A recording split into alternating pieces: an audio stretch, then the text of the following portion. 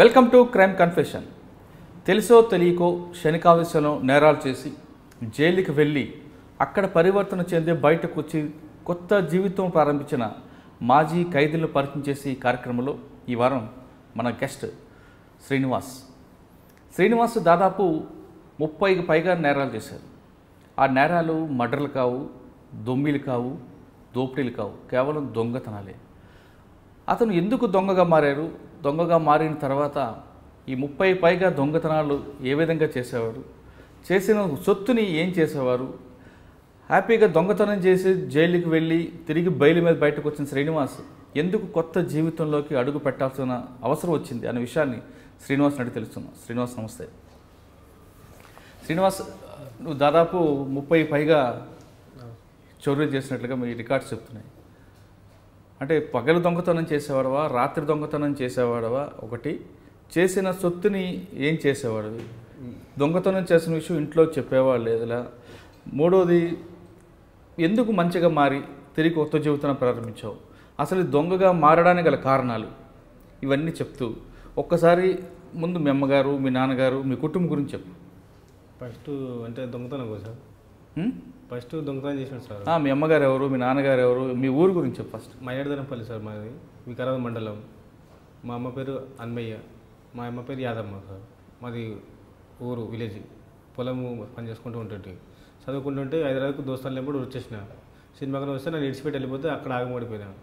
వాళ్ళు దొంగతనం అలవాటు చేయించారు, గుళ్ళు అక్కడ ఆడే పర్సు కొట్టి అలవాటు చేయించారు. ఎవరు నేర్పారు? దోస్తులు అక్కడ ఎక్కడ సికింద్రాబాద్లో అలవాటు చేపిస్తే జైలు పంపిస్తే ఆ జైల్లో పోయి పెద్దగా అయినంత మారిపోయి ఇంకా దొంగగా మారిన అట్లా. ముందు దొంగతనం ఎక్కడ చేసావు? సికింద్రాబాద్ సార్. ఎక్కడ? సికింద్రాబాద్లో స్టేషన్ పోడుతుంది సార్, అంతే బయట ఇళ్ళలో చేయకుండా. వెళ్ళిన తర్వాత ఇళ్ళలో అంటే సికింద్రాబాద్ స్టేషన్లో ఏం దొంగ పిక్ పాకెటింగ్ చేసావా? Pickpocket sir. ఎలా నువ్వు ఒక్కడో చేస్తావు, అందరు కలిపి చేస్తుంది సార్. అంటే ఎలా, ఏ విధంగా చేసేవారు? అంటే పండుకున్న దగ్గర పోయి జేబులు కొట్టేస్తున్నారు అట్లా. బ్లేడ్ తీసుకొని పర్సులు కొట్టేస్తుంటారు సార్ పండుకున్న దగ్గర. ఎన్ని కొట్టేవాళ్ళగా?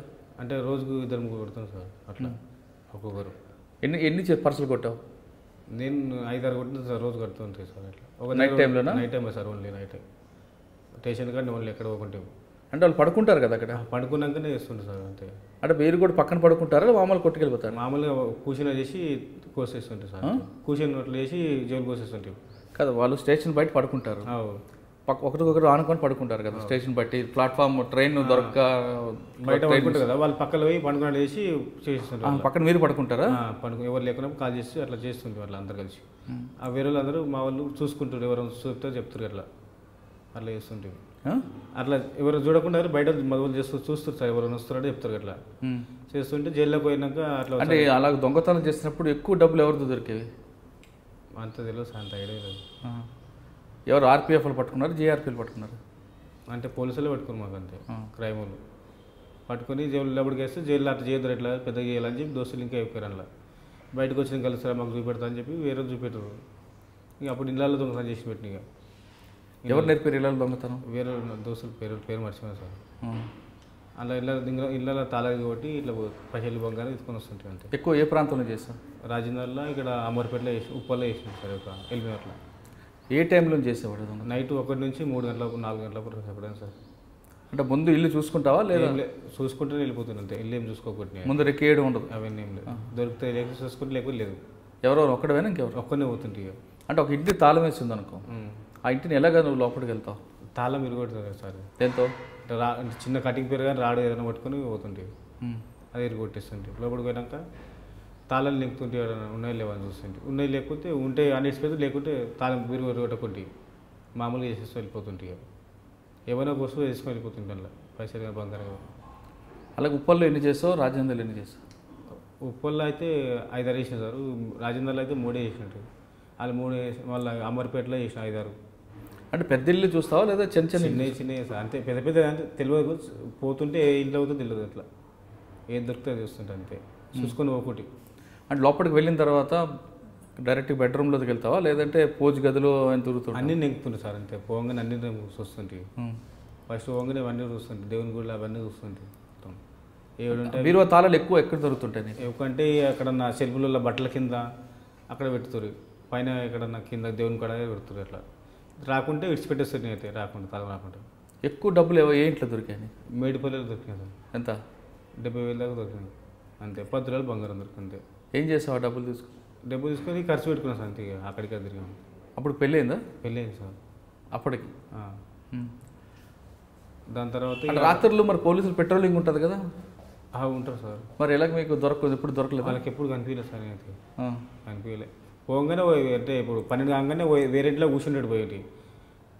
బయట రోడ్డు తిరగొద్దని చెప్పి బయట కొత్త ఇండ్లు కడతారు కదా బస్తీలలో, అక్కడ పోయి కూర్చుంటుంటే పోయి ఎవరు ఉంటారని చెప్పి అందులో కూర్చుంటుంటారు 1 గంట వరకు. 5 గంటల వరకు అక్కడనే చేసుకున్న పని అక్కడ చేసుకుని 5 గంటలకు బయటకు వెళ్తుంటే నైట్ పూట రాకుండా బయటకు. అంటే పని అయిపోయిన తర్వాత ఇంకా రోడ్ మీద రావు? రాకుండా అంతా లేస్తారు కదా పాలు, అప్పుడు లేచి బయటకు వస్తుంటే. ఎందుకు అప్పుడు ఎందుకు రావు? ఎవరైనా అదే పెట్రోలింగ్ పోలీసులు వస్తాయి పట్టుకుంటారని రాకుంటే అట్లా చేస్తుంటే. అంటే ముందు వెళ్ళి తాళం పగలగొట్టి లోపలికి వెళ్ళి సొత్తు దొరికితే రావు, అక్కడే దగ్గర దొరికిపోయి అక్కడ ఉంటుండే ఇక అంతే. 5 తర్వాత వస్తుంటే ఇక 5 వస్తే ఎవరు ఉండరని చెప్పి వెళ్ళిపోతుంది ఇక నడుచుకుంటా. ఈ బంగారం అంతా ఎవరికి ఇచ్చేవాడు?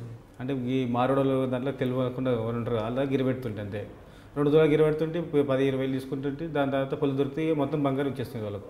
1-2 అంతే ఖర్చు పెట్టుకుంటూ అంతే. ఎక్కడైతే పెట్టుకోవాలి ఇంతవరకు ఎవరైతే. అంటే వాళ్ళ ఇంట్లో దొంగతనానికి వెళ్తున్నప్పుడు వాళ్ళు కష్టపడిన డబ్బులు తీసుకొచ్చిన బాధ అనిపించలేదా? అంటే అనిపిస్తుంది కానీ చేయక తప్పలేదు అనిపిస్తుంది అంతే. అంటే చేయక తప్పదు అంటే ఇప్పుడు వేరే పనులు ఉన్నాయి కదా, చాలా చేసుకోవచ్చు కదా. ఎవరన్నా దొంగని ఎవరు పని చేయరని చెప్పి అట్లా చేసి ముందు పెట్టినంతే. నువ్వు దొంగ నీకు ఎవరు పని ఇస్తారని చెప్పి అట్లా అంటారని చెప్పి చేసేడు వాళ్ళు వేసినంతే. మరి దొంగతనం చేసిన విషయం ఇంట్లో వాళ్ళకి తెలుసా? ఫస్ట్ తెలియదు, తర్వాత మెల్లగా తెలిసింది అంతే. జైలుకి వచ్చిన తర్వాత తెలిసింది. జైలుకి వచ్చిన తర్వాత తెలిసింది. ఎలా దొరికా ఫస్ట్ టైం జైలుకి?